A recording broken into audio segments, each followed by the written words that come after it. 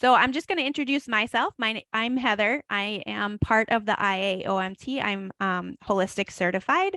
I'm part of the educational committee through the IAOMT. I'm super excited to invite you guys to this meeting today. We're going to be talking about oral microbiome testing.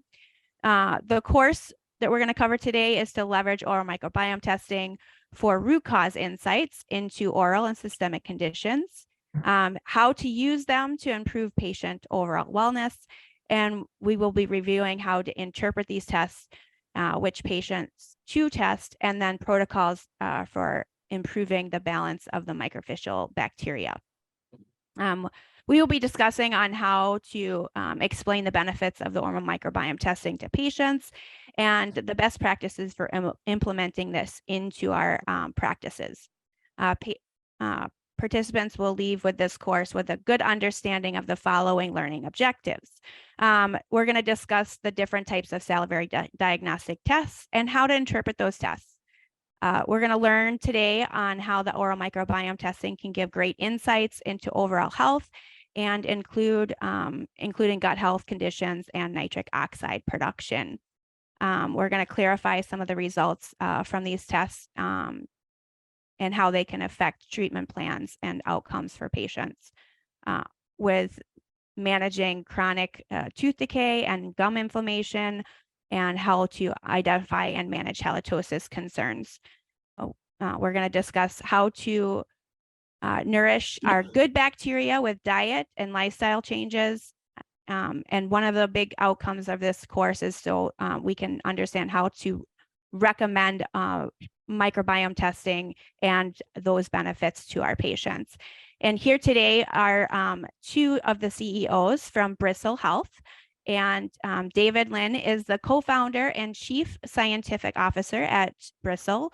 He has received his PhD in microbiology and immunology from the University of Michigan, Ann Arbor, and his master's degree in biology from California State University in Fullerton.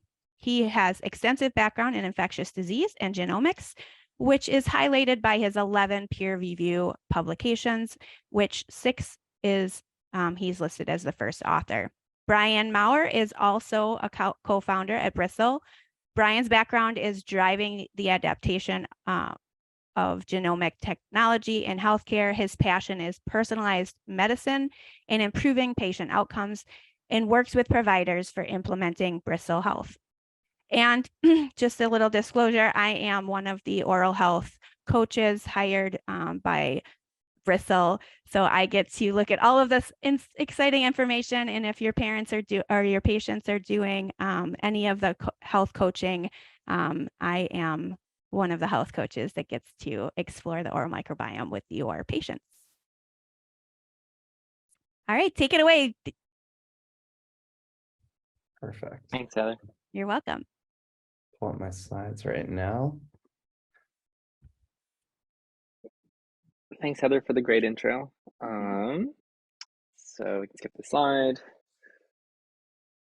We can also skip my intro slide because Heather did a great job. So just the first slide is conflict of interest. Of course, I'm one of the co-founders of Bristle, and so Bristle's very important to me, not only financially, but just, you know, deep in my soul. And if you have any questions, you can always email me, david@bristlehealth.com, or of course, Brian as well. So brian@bristlehealth.com. Okay, next slide. So today we have 5 basic course objectives. The first is to talk about different types of salivary diagnostic tests and how you can interpret the results.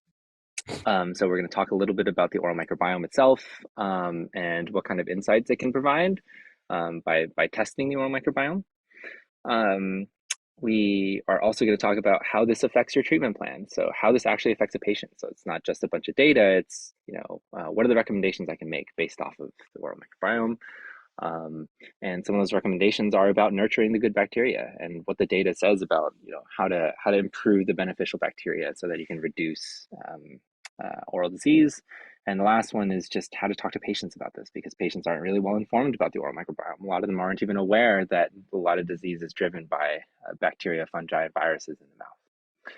Okay, so brief background on the oral microbiome. Pretty sure most of you have heard of this, but it's just the community of bacteria, fungi, and viruses that live in the oral cavity. So the mouth is the start of the GI tract, and just like the rest of the gut, it's almost completely colonized by bacteria. So there's over 700 different bacteria species that have been identified as part of the oral microbiome. Most people have around 100 to 200. Sometimes people have fewer, sometimes people have more, but on average, it's somewhere between 100 to 200. And for decades now, we've known about the association between the bacteria in the mouth and oral disease. And I'll get into this later. But what this means is that if you can look at the oral microbiome, then that means you could likely affect the progression of those diseases because it's basically an early signal that something is going on in the mouth, and you can do something about it to reduce the chance or the progression of disease in the future. All right, next slide. So most importantly about bacteria is that they really like to grow in their home. So they're kind of like people in that they don't just grow free floating and out in the universe. They like to stick to a surface and to stay there. And so that surface that they build for themselves is called a biofilm. And in most cases in the human body, these biofilms actually contain many different types of bacteria. So it's not just one species of bacteria. So you and your family may be one species and they live in the house, but really it's multiple families. It's different types of bacteria that are together in this biofilm, in this home. And because all of them are different, they can all produce different types of molecules and they all interact with each other differently. And this is what creates kind of this milieu, this environment that can either foster disease or foster homeostasis, so balance.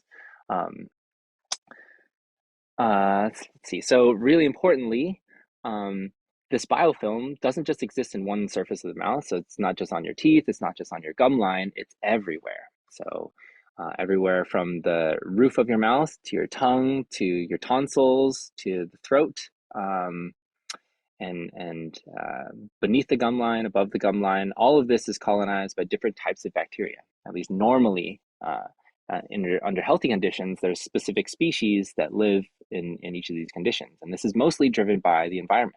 Okay, so some bacteria prefer different types of oxygen, different levels of oxygen, I should say. So some of them are aerobic, so they can tolerate very high levels of oxygen, and other ones are anaerobic, so they really like living without any oxygen. And this means that they will end up building their houses in different places. So of course, the tongue, the top surface of the tongue has a lot of oxygen because as you breathe, you're introducing oxygen there. But in the crypts of your tongue, there may be, it's more anaerobic, so there's no oxygen there. And the same thing happens beneath the gum line. There's almost no oxygen, but on the surface of a tooth, there's a lot of oxygen. So all of this just to say that all the different surfaces are coated in the microbes in your mouth, in the oral microbiome. And all of these microbes, they all end up getting shed in this wonderful solution that is always being created in your mouth, and it's called saliva.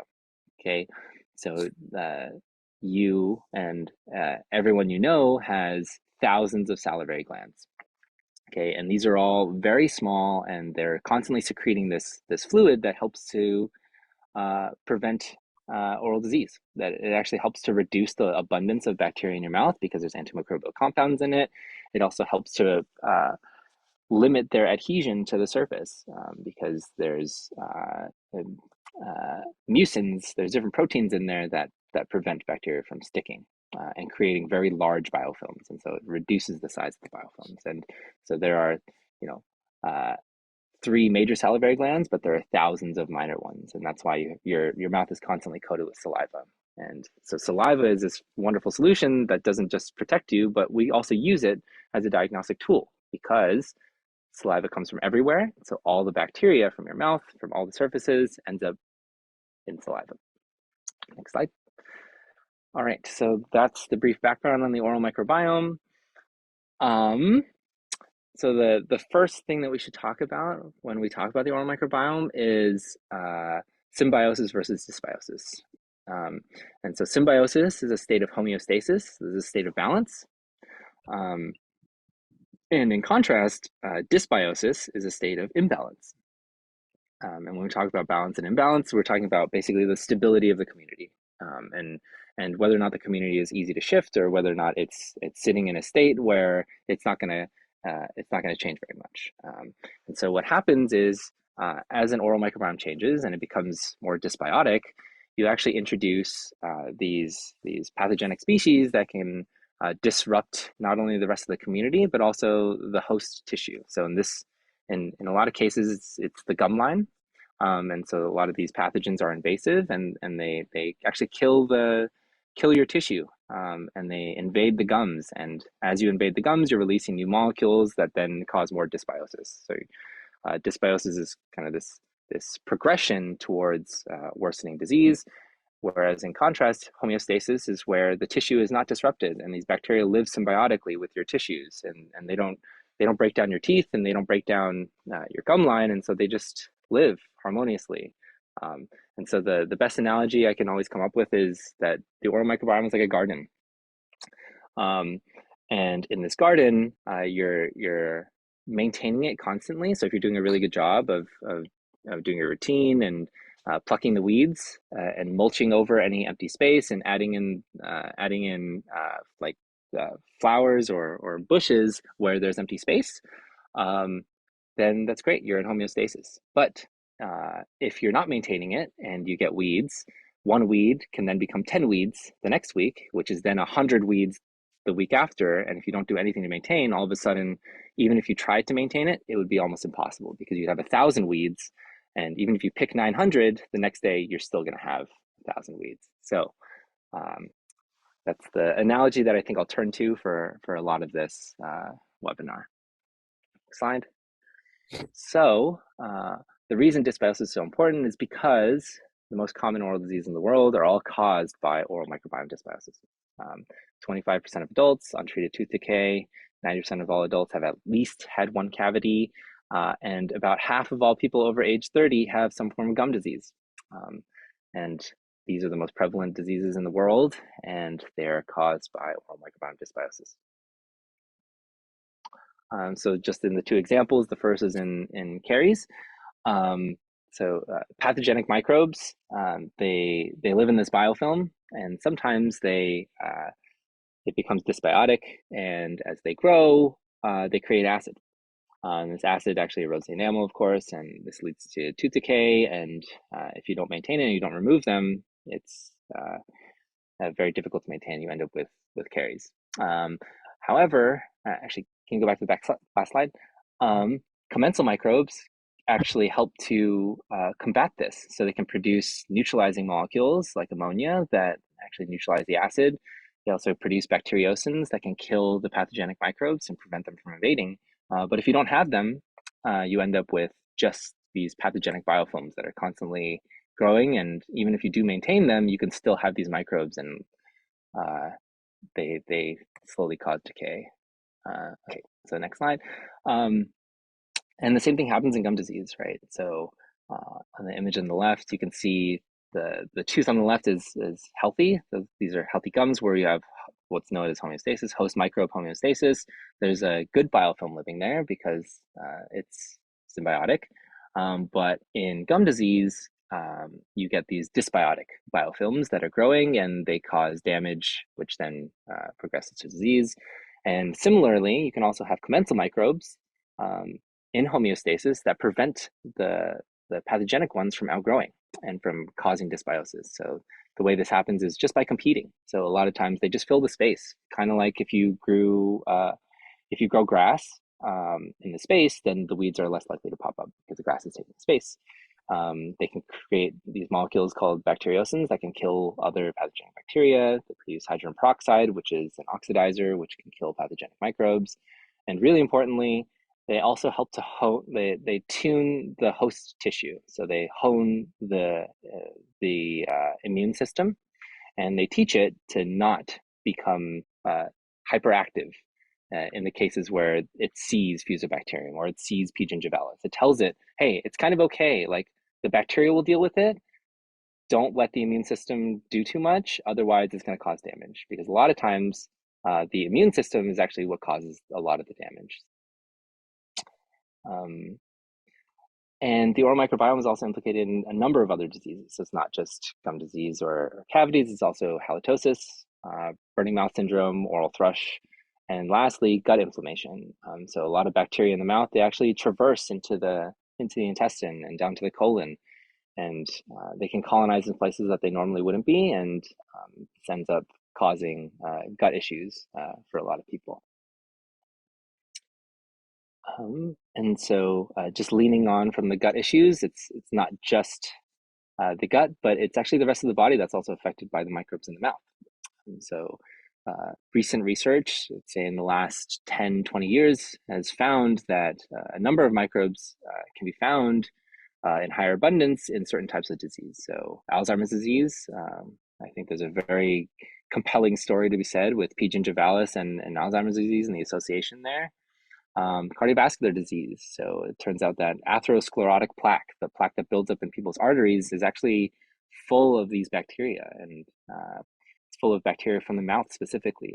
And they find that ones that are higher in the mouth, they're more likely to be in atherosclerotic plaque. Same thing with the gut. So not just in IBD or inflammation, but also in colorectal cancer. So there's the causal association between Fusobacterium nucleatum and the size of tumors. So if you have Fuso that colonizes a colorectal tumor, you end up with worse disease progression and worse outcomes for the patient. And of course, in pneumonia, a lot of times the bacteria from the mouth end up causing pneumonia, adverse pregnancy outcomes, and finally diabetes. So there's a lot of associations between the oral microbiome and not just oral disease, but also the rest of the body. All right, and so we're going to get into a little bit about specific tests and why some of them are more useful than others in certain cases. And the first thing that we have to talk about is how these different tests work. Okay, so in this table, there are 4 rows. The first is the data type, and this basically is what we're talking about when we're looking at the raw data that comes out of each of these tests. Okay, the second row is the type of organism that you can get from that data type. The next one is resolution. Resolution is really important. It's how finely you can look at a different microbe, and there will be a slide dedicated to this that I'll talk about. And the last one is functional profiling. That we'll also talk about. But functional profiling basically tells you, can you look at what the bacteria are doing, not just whether or not they're there or not.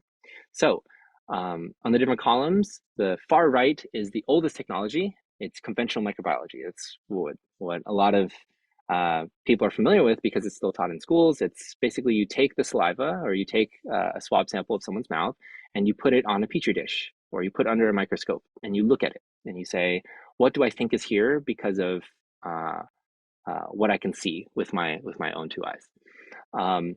And the only thing this really tells you is the presence or absence of a microbe. And the other thing that is a major issue with this is you can really only look at the microbes that are culturable, at least with plating when you put it on a petri dish. And a lot of these microbes are really difficult to grow. They're not very easy to grow, and so it's very hard to know whether or not they're there without using a more sensitive technology. So conventional microbiology is very old technology. It's mostly not used anymore, and it's not that great at looking at the oral microbiome. So the next is qPCR. A lot of tests still use qPCR, and this is maybe a 50-year-old technology now. And this really also only tells you presence or absence. So you can't measure by qPCR, you can't measure the entire community.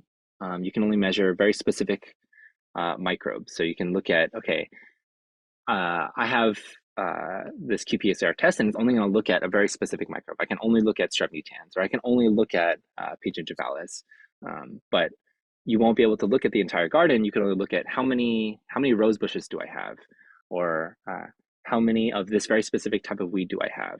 But you really want to know, is the rest of the community okay? Like, is my garden covered in mulch? Do I actually have bushes surrounding my trees so that they don't get weeds that kill the roots. So the next technology up that improves on that is 16S. So 16S RNA allows you to look at all the bacteria in a sample. So here we are looking at the entire community. So we're looking at not just P. gingivalis, but we're looking at other types of Porphyromonas, and we're looking at other types of Tannerella. We're looking at everything, but we can't look very deeply at them using 16S. So you can't tell what they're doing. You can't tell what kinds of genes they have. You only look at bacteria, and we know that fungi and parasites and viruses are also an important part of the community. So 16S in that way is kind of lacking some information. And so the last one is Shaka metagenomics, which is the most sensitive technology. We're actually looking at every gene of every microbe in the sample. And because of that, we are not only looking at bacteria, we're looking at fungi, viruses. And very importantly, we look all the way down to the strain level. So the next slide, I think, in 2 slides, it'll talk about it maybe. Okay, so we can skip to the next slide for now. So here's a table that describes the different tests and the technologies that they use. Like I talked about with qPCR, you're not really looking at the community. You're only looking at very specific microbes, and so you're losing a lot of the picture. You're actually losing very important parts of the picture. So the only 2 tests that don't use qPCR have something added on top of qPCR are the PeriDX from MicroGenDX, which has one aspect of the test that uses 16S. That only looks at the bacteria, and then there's the bristle test. The bristle test, of course, uses Shaka metagenomics. You also detect fungi, and you're looking at all the different bacterial species, and you can see the different price points for each of the tests. So PeriDX being the most expensive, bristle being the next, and then oral DNA and down. Next slide. Next slide. Okay, so this is where we get into why Shaka metagenomics is so powerful. So Shaka metagenomics allows you to look at all the DNA. The picture I'm showing you on the right is a genome of Porphyromonas gingivalis, and that genome is very big. So it's 2 million base pairs. Okay, and all this means is there's 2 million letters, A, T, G, and C, that tell you what Porphyromonas gingivalis can do. And so it has different virulence factors. It has different factors that allow it to survive in certain conditions. Shaka metagenomics allows you to look at all of those genes and measure all of the functions of those genes. All the other testing methods do not allow you to do this. And so really importantly, using Shaka metagenomics just tells you what can this microbe do and how bad is it. Okay, so next slide. So this is where we talk about resolution, about why going all the way down to the strain level is so important. So if you go back to your high school biology taxonomy, this is the organization system that we've come up with to describe what different organisms and how they're related. And so you might remember domain, kingdom, phylum, class, order, family, genus, species. Turns out there's one more thing beyond species. It's called subspecies that we call strain. And so the human taxonomy on the left is, of course, Eukarya, Animalia, Chordata, Mammalia, Primates, Hominidae, Homo sapiens sapiens. Okay, and so this is how we describe our the most current evolution of human classification. And I'll jump all the way to the right side where we also have the taxonomy for COVID. Okay, and I think we all know now that there's a bivalent vaccine now that people are using. And the reason it's bivalent is it has 2 different strains in it, because we know that different strains do different things. So the very first COVID that came out was not as infectious as the next strain that came out, which was Omicron. So this was the virus evolved, and Omicron turns out to be much more easier to pass between people. And so we know that the different strains, they do different things and they have different abilities despite being the same exact species. Okay, and the same thing is true for Streptococcus mutans. There are some strains that are much worse than others and that are more pathogenic. And so this is the reason that looking all the way down to the strain level is so important, because we know that some bacteria, the strains, are different from others despite being the same species. All right, so I'd also really like to harp on the fact that oral disease and oral health, the oral microbiome itself is driven by the community, not by individual species.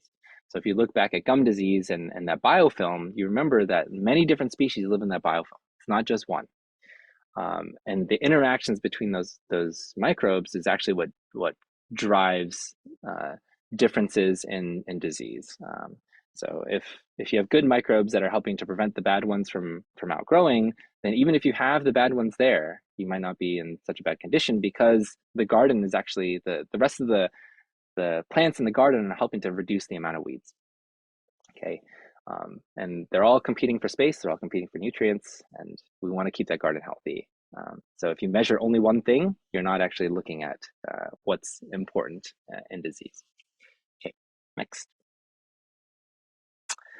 So here there have always been a lot of questions about what the difference between the different technologies and how they measure the different microbes. And so here we talk about two different things. It's called relative abundance, which is the levels of these microbes to one another. So if you can imagine in the garden, if you look at an orange tree, you could count every single orange on the tree, right? But is that really useful? Because if I tell you your orange tree has 130 oranges on it, is that going to tell you whether or not your orange tree is healthy or not? And it turns out that's not the case because you know that, well, you don't have the information that you need to make that decision. Basically, we can tell you that a healthy orange tree has 150 oranges. So really 130 would be pretty low. And so measuring the absolute abundance of the oranges on the tree does not inform you about the health of the tree or the community. Next slide. And here's an example of why absolute abundance and relative abundance, it's a very important concept to remember. So if you measure the absolute abundance of pathogenic microbes, let's just say it's P. gingivalis here, between patient 1 and patient 2, okay? And both of these patients have the same levels, okay? And here, in this case, we wouldn't know what to do between the two patients because they look exactly the same, but one might not have disease and the other might have disease. Now, we're kind of questioning what do we do here? Because they look exactly the same. Next. But if we measure the rest of the community, so you measure the rest of the garden, so not just the orange tree, you're measuring all the bushes around it, how much space is there, how much mulch is there. It turns out that patient 1 only has 5 copies, has the same amount of copies as the pathogenic ones for commensals, but patient 2 has almost 10 times this, well, 9 times this, 45 copies, okay? What this tells you is that patient 2 has a healthier garden. It turns out that they have the rest of the community there is healthy and is helping to maintain the pathogenic ones at a lower level. And so if you measure by relative abundance, you can see the pathogenic one is only 10% on the right, but it's 50% on the left. And so the status here, we would know now patient 1 is in dysbiosis. They have a lot of these pathogenic ones, whereas patient 2 is actually doing pretty well.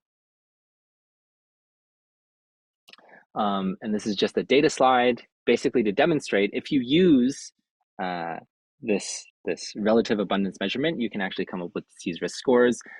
And this can be used to predict whether or not someone has periodontal disease or will have periodontal disease or have cavities in the future.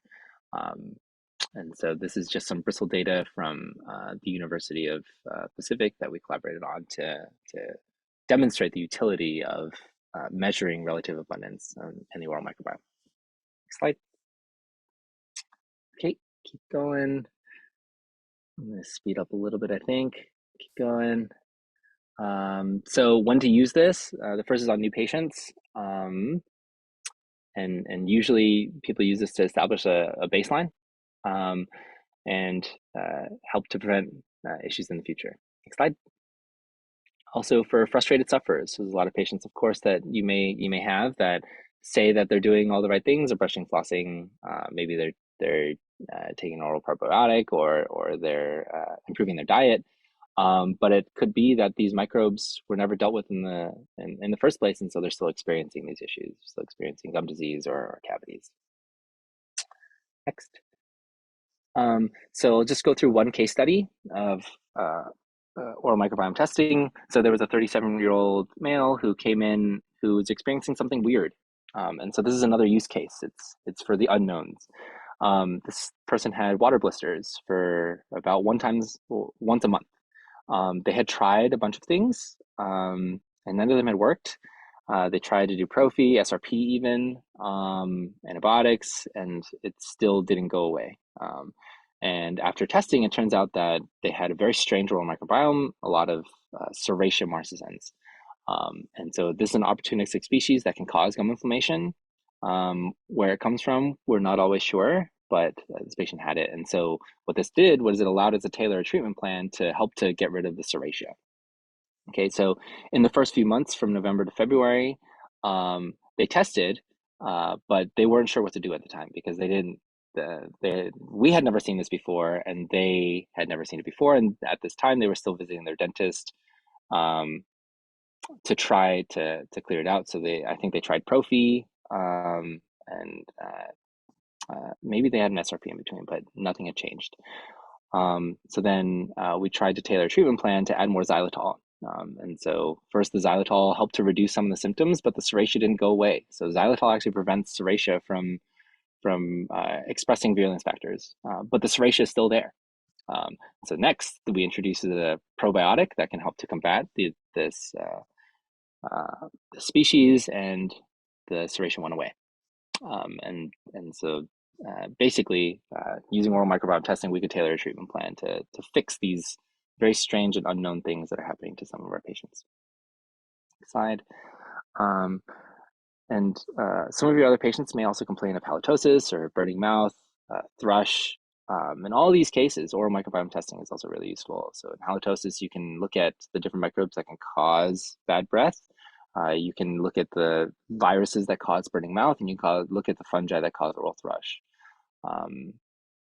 So it's really important to introduce oral microbiome testing to some of these patients as kind of a lab work for them for data-driven decisions.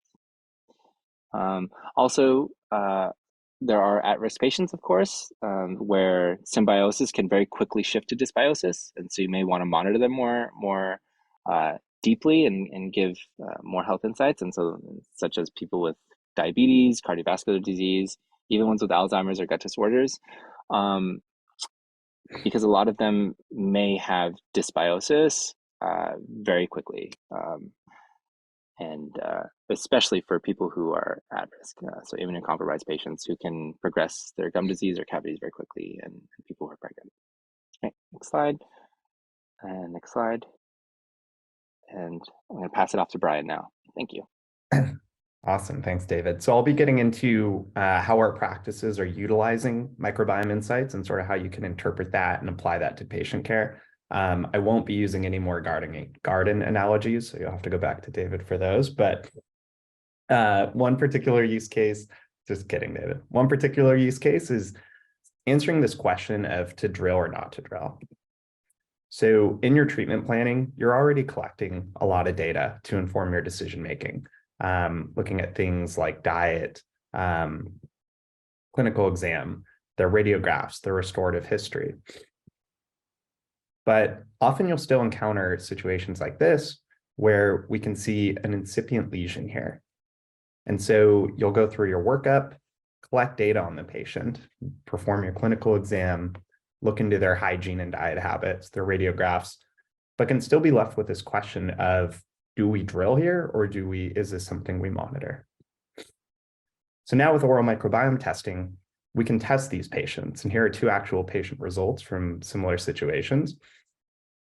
The patient on the right, where they have a very high abundance of tooth decay causing bacteria, is obviously presenting very differently than the patient who has no tooth decay causing bacteria found. And so when we're looking at this patient, we can now factor in the presence of these microbes into that other data we've collected to make a more informed decision. So the patient on the right, this is probably something we want to take action on because we know their symptoms are likely going to be worsening given the presence of these bacteria. Versus the patient on the left, perhaps this is a patient we're going to monitor for a little bit and actually see how are these symptoms progressing. Another note here is that if we see there's no tooth decay bacteria present, but we know the patient is still experiencing decay, this can help point to other causes of cavities like improper breathing or other dietary factors. So really just giving you another tool in your toolbox to make an informed decision. Similarly, for periodontal patients, we can start to understand what is the severity of the infection and where is this patient trending. So clinical findings today, we can stage the patients based off our observations and off our radiographs and the different measurements you're taking, but it can still be difficult to know if we have a patient in stage 2, are they headed towards stage 3, or is this something we've stabilized and was just from when they weren't flossing in college or, past damage. And so now with microbiome testing, you can really think of this as charting the patients up top to what our current clinical observation is. And then based on their results, getting an understanding of where that patient's headed. So even if we have a patient presenting as healthy, are they in this stable state on the left? Or are we seeing a high abundance of bacteria that may be indicating they're heading towards disease? Similarly, if we have somebody in the later stages, but they're actually in that green zone, this can indicate we've done a good job of actually stabilizing that microbiome. Maybe they don't need as much work as we had previously thought. And for difficult patients, certain tests can give you insights into antibiotic selection. So if you are using antibiotics, which can be effective in some cases, getting a bit more targeted on what's going to work best for them. David touched on this, but for halitosis as well, we know how frustrating this can be. And a big source of that frustration is that it can be difficult to know what's actually causing it. People will try all sorts of different mouthwashes, gums, chews, everything. But what we've identified is the root cause of the issue is that there's multiple different types of bad breath. So we've actually coined 6 different types based off the oral microbiome makeup. So here in the bottom right, you can see my results. So I'm actually more prone to tongue coating bacteria. I know this, and so I can implement things like tongue scraping more often than most people. But as you can see on the left, if I was struggling with inflammatory gum bacteria, tongue scraping wouldn't be effective for me. Or with my condition, if I was flossing all day, but never doing anything for my tongue, I'd keep experiencing those symptoms. So now we can start to give patients those insights into here's what's actually causing it. And if we don't detect it here, perhaps it is coming from the gut or another source. So again, just more targeted, more insights you can give people who are really frustrated with what they're experiencing. And ultimately, what we want to know is, are we making patients healthier? And now we can start to measure that. So actually, with recurrent testing, we want to get people over to this right side, actually seeing, are we shifting those gum inflammation scores down to where we want them? And now we can start to move beyond pathogenic bacteria. So David did a great job highlighting the importance of these bacteria. And so now we can start to think, how are we increasing our bacterial buddies who are keeping us healthy and really preventing disease? Some of these bacteria include our nitrate-reducing species. So these are actually bacteria in the oral microbiome that convert nitrate in our diet to nitric oxide. Nitric oxide, I'm sure most people on here know, it's really critical for our cardiovascular and cognitive health. But for too long, we've ignored the importance of our oral bacteria and the role they play. And studies have backed this up. So in one study, twice daily use of chlorhexidine was associated with a significant increase in blood pressure. And the finding was that antimicrobial mouthwashes lead to a loss of specific commensal bacteria that do perform this function of reducing nitrate. Additionally, they found that adding nitrate to biofilms actually demonstrates a reduction in the anaerobic pathogens that cause gum disease and halitosis. So not just contributing to nitric oxide production, but also playing defense against some of those more harmful pathogens we know. So how do we increase this? Well, one piece is obviously reducing the use of antimicrobial mouthwash. Again, if we're killing these bacteria, they can't perform that really important function we need to. But also looking at interventions like diet. So encouraging your patients to look at different things like including beets in their diet or trying to include more leafy greens. And then actually starting to measure with a nitrate score from Bristle or with another option, how are these bacteria growing? So one note on here, so if we're looking at nitrate score from Bristle, for example, this is actually measuring the bacteria that create nitric oxide, so not nitric oxide itself. But again, just another important part of the work you're doing with proper breathing technique or with other sources of nitric oxide, being able to layer in this bacterial component.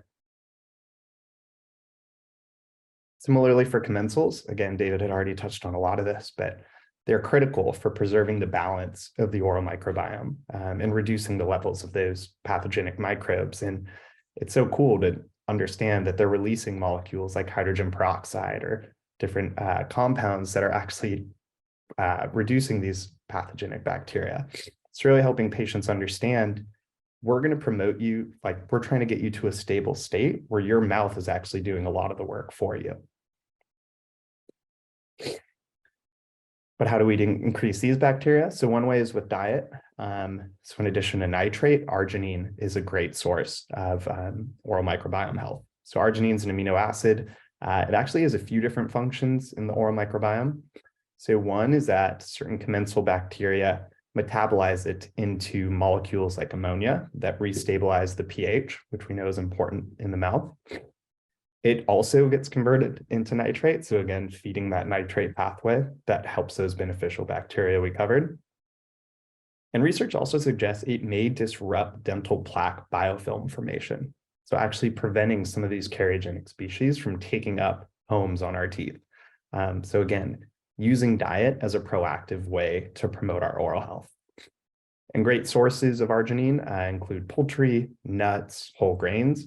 There's also products available like Basic Bites that have high amounts of arginine. Another great option is oral probiotics. I know you all are constantly flooded with all the different types of oral probiotics, but we can start to get a bit more tailored because different probiotics are more effective or different strains are more effective for different conditions and against different species. And so we can start to get insights here. So if we're looking at somebody with halitosis versus tooth decay, for example, which types of probiotics and strains are going to be most effective for those patients? And on the commensal bacteria piece, again, this is something we can now measure. So I show two scores on the right here. If we look at somebody with a high abundance of gum inflammation bacteria, and we see one presenting with symptoms and one presenting without symptoms, often what we'll look towards is this commensal bacteria score. So and more often than not, what we'll find is the patient who has high gum inflammation bacteria, but isn't presenting with symptoms, likely has a high abundance of commensal bacteria who are helping suppress that activity. So it can help you delineate a bit between patients. And I think a big piece is it helps promote this idea of oral wellness, actually moving patients towards oral health and getting them excited about getting a healthy oral microbiome instead of just trying to get a clean checkup. So really evolving the conversation and the role of you all as practitioners in helping people get to overall health. In terms of integrating it into the workflow, collecting saliva is easy. It's just about a 1 to 3 minute step. I won't go into all of it, but in essence, it's spit, shake, and ship. Spit into the tube, shake it up, drop it in the mail, and then you and your patient will get those results back and can have a lot of these deeper conversations we've been talking about.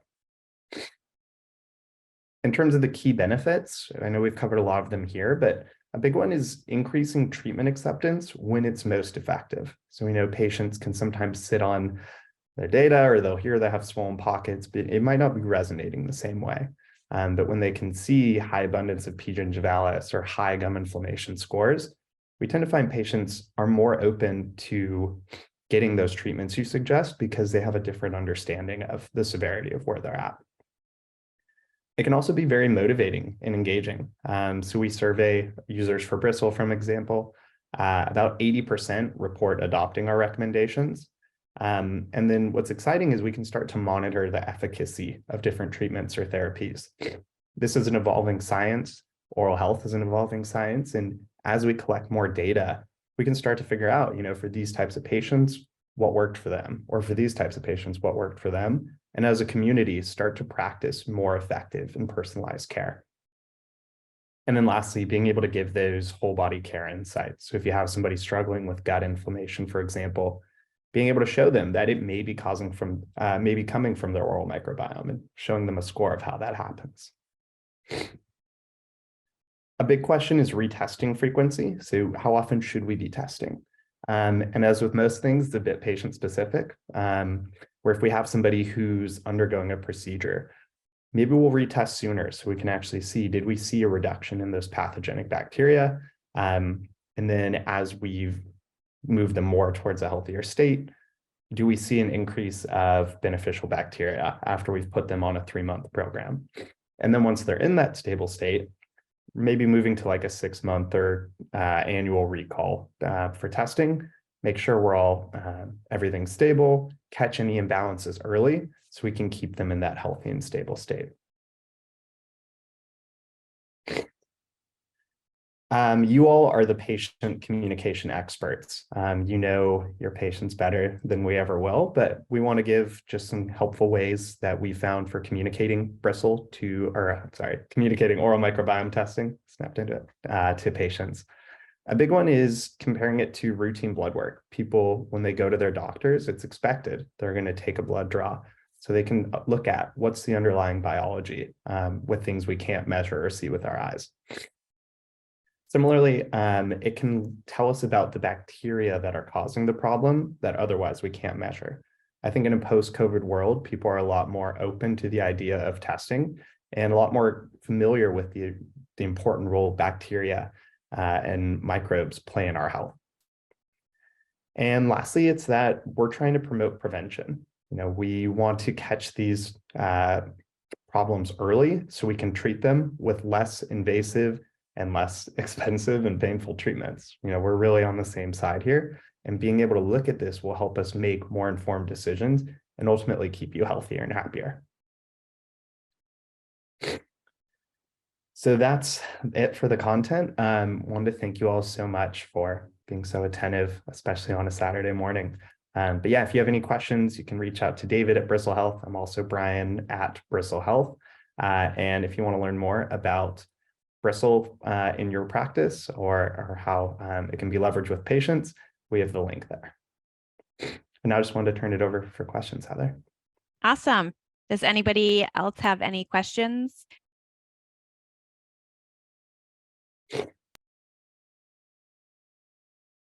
I didn't see any pop up. I see one from Crystal. Let's see. All right, Crystal, I've been using Bristle for a few months now, but have a few questions. When mouth rinse is recommended, I know the recommendations are for 2 weeks max. For a patient who is on a 12 to 14 week protocol, how many times do they complete the 2 weeks using the rinse? It's recommended once or twice daily for intervals. And when using the Dental Focus probiotic, can patients use a digestic probiotic for the same time, at the same time? So let's do one question first. So let's start with, so do you want me to kind of explain David, do you want to maybe explain how we come up with the rinses and what the recommendations are for the health coaching? So just kind of those who aren't familiar with Bristle, part of Bristle, what we do is you're paired up with an oral health coach. You're given a care plan based on home care. So when we're working with offices, we are offering office guidance on how to use the tests in practice, but then we're also coupling with you as healthcare providers where we're helping with the home care portion with your patients. And it's based on the science of what they're finding is being useful for certain microbial colonies. So David, I'll let you kind of explain what the weed, feed, and seed process is for the oral microbiome that we do. Yeah, so the mouth rinses generally are broadly antimicrobial. And so this means we're trying to avoid their use for long term. And so the 2 weeks is really just the first portion of the weeding part of the removing the the detrimental biofilm that exists. So we're basically destroying the homes that exist, and we're trying to rebuild them in the second portion. So really, during those 2 weeks, I think it depends on the severity of disease, whether or not you're using a mouth rinse once or twice. It depends on the severity of the oral microbiome dysbiosis. Most of the time, my recommendation is only use it once, and to use it once before using an oral probiotic. So generally, people are using it at nighttime. They they brush, they floss, they use a mouth rinse, and then afterwards they come in with an oral probiotic to try and seed the beneficial bacteria to basically replace the bad ones with good ones. Hopefully that answered the question. The second question, can they use the digestive probiotic? Yes. Digestive probiotics generally are pills that are swallowed, and so they don't really affect the mouth. And most of the probiotics that most of the species that are in a digestive probiotic are also only going to colonize the gut, if at all.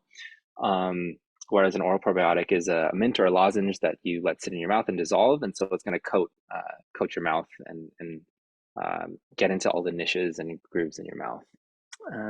There's a third question about recommendations for toothpaste. What the studies have been completed, what toothpaste has been used.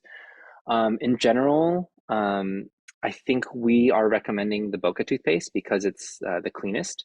It doesn't have parabens, SLS, PFAS, some of the other microplastics that are problematic. It also doesn't have some of the other ingredients that are generally common in a Colgate or a Crest that we know are detrimental to the tissues and potentially the oral microbiome.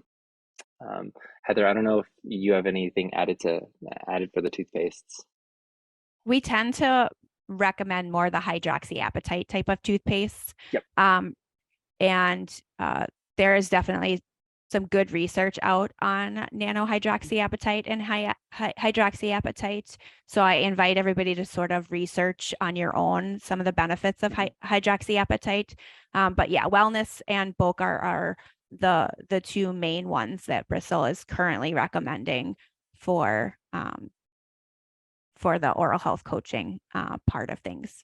So when we do our oral health coaching, for someone who might be wondering, because Crystal's familiar with the setting. So usually there's a 14-week process. For the first 2 weeks, we usually recommend some sort of antimicrobial, unless the purpose is to increase nitrate or possibly increase the commensals.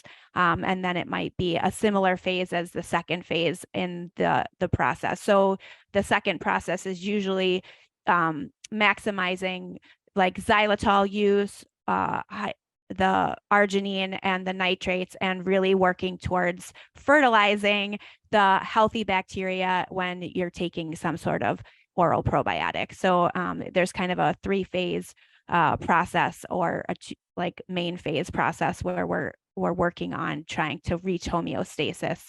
So when your patients are testing with Bristol, that's sort of the process that the coaching recommends. So we're really home care based, which is an amazing way for your practices to focus on your treatments, but then also have a really great support system with a coaching process through Bristol, where you're able to have that support with the home care part of it, which we know is sometimes a challenge. Muted. Test is currently available just in the United States. It is something we're looking to open up in the future, but I did see that question there. So unfortunately, just the US currently. And yeah, Janet, thank you for that feedback. That's something we'd be happy to work on. David touched on it a bit in terms of the really understanding the community level and seeing the abundance of beneficial versus just those pathogenic species in terms of better understanding their health and ultimately transitioning them from, looking at the whole microbiome community health. When all you have is a hammer, everything looks like a nail. So if you're just looking at pathogens, you tend to look at approaches that just kill pathogens. But when we look at the whole community, that's where we can evolve it a little bit and start to incorporate diet or incorporate different things. And really focus on those beneficial bacteria going up instead of just trying to bring the other measurements to zero. But we'll try to get that down on paper so you don't have to remember it. And I think some of the qPCR tests do offer, you know, some other pathology, like you can do a separate caries test, the pathology, and then Candida.